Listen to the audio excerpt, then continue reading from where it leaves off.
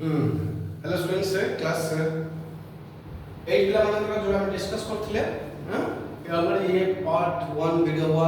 Part 1 में साथ देथिले कहले हम सब तक पूरा चैप्टर का ऑपरेशन जति पर डिस्कस करिछि लेकिछि सब तक साथ देबे होय तो मैं भी यहाँ पर तीनटा पर चारटा वीडियो लागी पारे राइट। तो ये 1 सरीछि 2 भी सरीछि एबे हम 8 डिस्कस करिया 7 सरीछि हम 8 डिस्कस करिया right the difference between manual and fertilization. तो मैन्युअल और फर्टिलाइजेशन भितर कौन कौन जो डिफरेंस रहला तुम बही देखो मतलब गोटे डिस्कशन करछु पुणी। तो बही रहला तुम मैन्युअल फर्टिलाइजेशन रे जो रहला तुम फर्टिलाइजेशन एट लेका रोटेशन फर्टिलाइजेशन यस ए टेबल लिखछि मैन्युअल फर्टिलाइजेशन देखि परछ गोटे टेबल अछि ना मैन्युअल एंड फर्टिलाइजेशन डिफरेंस यस। तो मैन्युअल एंड फर्टिलाइजेशन रे असला कोन नंबर ध्यान दे सुनो।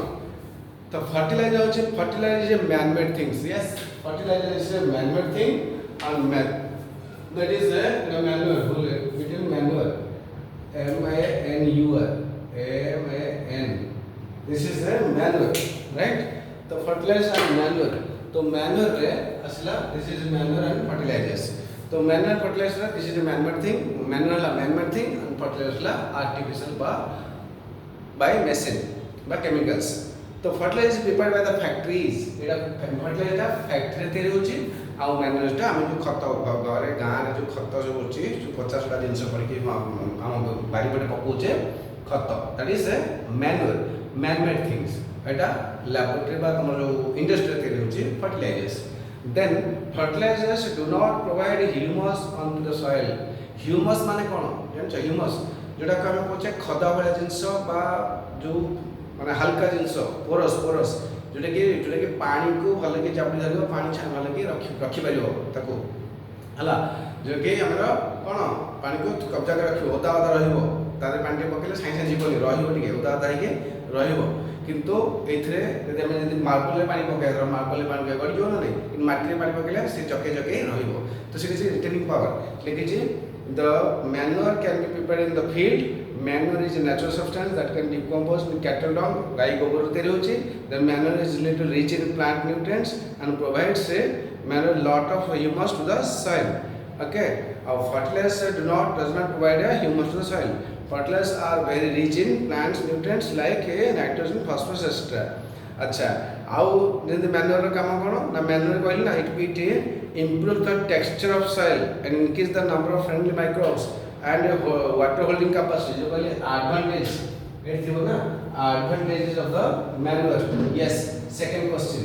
advantage of the manure advantages कोन लिखला जे the organic manure considered better than fertilizer because it enhances the water holding capacity of the soil। Soil और पानी को वाटर होल्डिंग अधिक समय पानी से रखी पारिबो ओदा ओदा है रहिबो जेंती हला water holding capacity. Next it makes the soil porous टिके पोरस माने कोना कोना porous make the soil porous due to which exchange of gases becomes easy. तो गैस एक्सचेंज करे पे बहुत इजी होबो हला। Then it increases the number of friendly microbes it number of friendly microbes it is then it increases the number of friendly microbes।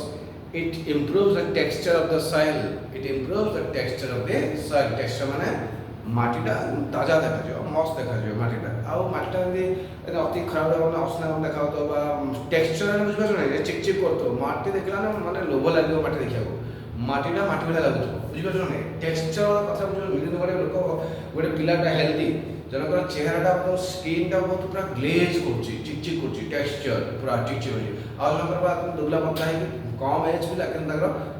चमक माने खदा देखा होछि बा सुखिला देखा होछि that is a not texture माने चिक चिक करतो टेक्सचर। तो से माटीटा को देखले माटीटा मस्त लागतो माटीटा हल लागतो देखिया को हला सेही माटीटा कोन हमर प्लांट पे बहुत भलो रहइबो बा मैन्योर थिले माटीटा भल लागियो माटीटा माटी देखा जाय। देन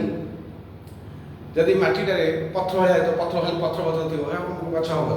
पथरिया सुन माटीटा माटी होगा माटी और पत्थर बहुत डिफरेंस अच्छी माटी और पत्थर तुम जापर तुम बाहर बुले देखिए प्रैक्टिकल लिख जे जड़े मांकड़ा पत्थर आम कहे मरम मरम माटी नुह प्योरली माटी जो बिलर थाए माटी माटी और पत्थर भर डिफरेन्स है तेणु भल मटीटा को आम कहे कौन टेक्सचरटा भल भल मटीटा बुझीगला देन आसला इरिगेशन देन आसला व्हाट इज इरिगेशन देन आसला इरिगेशन कौन आसला ना इरिगेशन कौन ना दिस इज इरिगेशन होची वाटर सप्लाई केमिति सब जमी मानक पानी सप्लाई हम वाटर सप्लाई केमिति हम तो दिस इज इरिगेशन तो गछ पाई पानी दरकार ना नहीं तो पानी पाई तार सोर्स दरकार पोखरी हो नई रु हो कि कूर हो तो जो भी हो पानी दरकार वाटर सा सप्लाई करिया हमें इरिगेशन को सोर्स ताको कैनाल करी हो ताको चैनल करके हो ताको हमें पानी पहुंचा दे then name different source of irrigation मु कहली डिफरेंट सोर्स ऑफ इरिगेशन माने जो कहली pond then river then any तमरा टू कॉल कोन ट्यूबवेल ओके तो कमा कौन से जो झरना स्प्रिंग हां तो सब झरना हो सब जे कौन से सोर्स रो पानी का आसे दरकार हला नदी पोखरी नाला नर्दमा सब कुछ वाटर आसे दरकार this is irrigation the different source of irrigation okay sorry then asla water traditional method of irrigation water traditional methods of irrigation तो ट्रेडिशनल मेथड्स ऑफ इरिगेशन कौन हम ट्रेडिशनल मेथड रे देखिया ट्रेडिशनल मेथड रे देखिबो कौन कौन जो इरिगेशन होतला आगे जो टैंक कौन कहतले मोट हला डेकली चेन पंप एई बात रे हम जो कहतले टेंडा रे पानी बनते जो देखियो तुम बही रे पिक्चर दिथबो ना देखुछ एटी ना ए देखला मोट हां ए जो पुली लागि छि टेंडा रे पानी दिया होछि देखुछ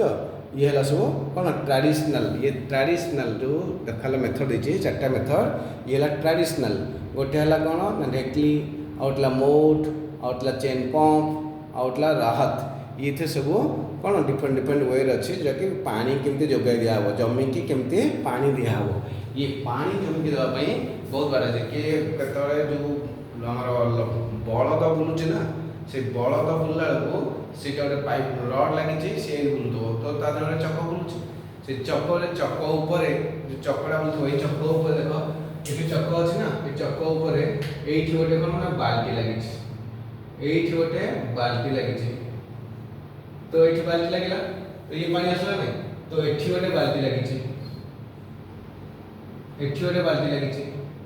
तो ये गोटे बाल्टी लगी सब बाल्टी देख मार्क कर तो जितले एठी पानी रहला जितले बुलीबो ना जितले बुलीबो तो से इटु पानी बोतल नेला सेपटे ढालिला पुणी एपटु नेला सेपटे ढालिला पुणी एपटु नेला सेपटे ढालिला एई सिस्टम नेला ढाला तो ये बुलीला चक्का बुल्ला तो गोटे पटु नब आरो ढाल एटा नेला इटु देखो तो ये एपट ढाला नहीं बस ढाला तो एठी चैनल बनाई दो पूरा नाव का चैनल हां से चैनल का करने में नेक्स्ट सीधा जाके जमी रे पहुंची जिवो बुझिबे तो this is equal to method of irrigation then what are the traditional methods of irrigation सरला then what are the modern methods कौन ना जो स्प्रिंकल सिस्टम मोटर लगेला पानी मोटर लगे दियो पूरा आदिकल से जो पार्क में लागुनी पानी रो स्प्रे होतो पड़ी हां सेटा भी लगेला किछ छोट छोट लागल तो बड़ अछि छोट अछि बस लगे दियो बड़ पानी स्प्रे वर्षा भरा पानी स्प्रे हो तो जोड़ी गछ कम दरकार पानी चाहे स्प्रे दरकार छोटी स्प्रे लगे जोड़ी बुंदे बुंदे बुंदे ड्रॉप बाय ड्रॉप पूरा बहुत समय दरकार गछ मूल रे दवा दरकार तो ड्रिप सिस्टम में असला कोन ड्रॉप बाय ड्रिप सिस्टम वाला ड्रॉप बाय ड्रॉप और स्प्रिंकल सिस्टम वाला तोर कोन पूरा स्प्रेड हो चारिपटे स्प्रिंकल सिस्टम में चारिपटे स्प्रेड हो ड्रिप सिस्टम रे ड्रॉप बाय ड्रॉप पड़ियो ठीक है तो ये सही गला नेक्स्ट असला कोन व्हाट इज वीड्स माने कोन देखो तमे जो भी गछ करो जो भी गछ लगा जो प्लांट्स माने क्रॉप्स लगा करो तो तुम ऑटोमेटिकली आमे जेतेले वर्षा होउची तुम घर पाखरे जेते सफा करूच कर ऑटोमेटिक गछ तू लगा कि न लगा गछ तुमे लगाओ कि न लगाओ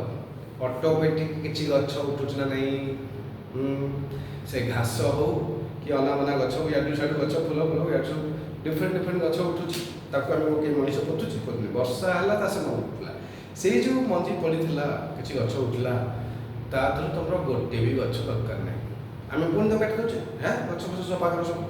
तो से गछ को हम कहूचे जो अनवांटेड गछ बा अनवांटेड प्लांट्स ताको हम कहूचे वीड्स। तू गोटे धान गछ लगेबू बा गोटे मुग गछ लगेबू बा तो टमाटो गछ लगेबू ता चारिपटे घास हो तो घासड़ा को टमाटो गछ में कौन दरकार घासड़ा काट घासड़ा ला वीड्स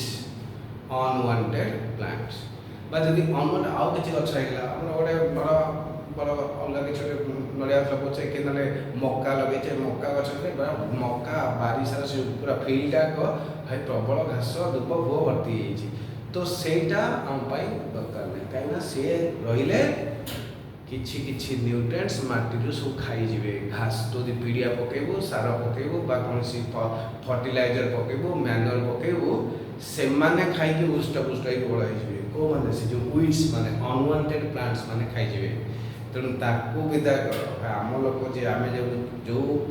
क्रॉप्स प्रोडक्शन आम करुचे से क्रॉप प्रोडक्शन को ताकू उठे ना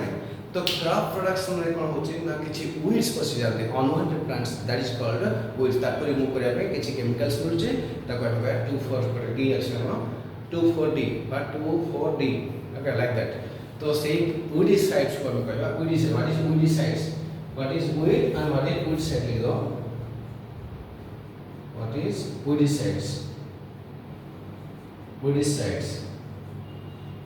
weedicides तो क्या लो रिमूव द weeds हेला तापर what is harvesting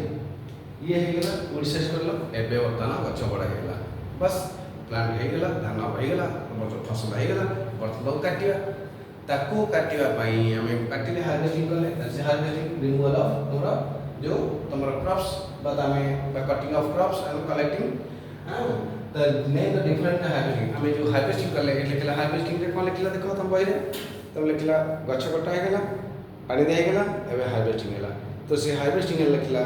the harvesting J crop important that cutting of the crops after the mature ले मैच्योर हेगला गछ कटा हेगला हार्वेस्टिंग तापर से कोन सिकल जो दा सिकल माने दा जो दा रे कटा हला पर कोन हो तापर नेके ताको स्टोरेज करा हो से स्टोरेज करा पई पछि कोन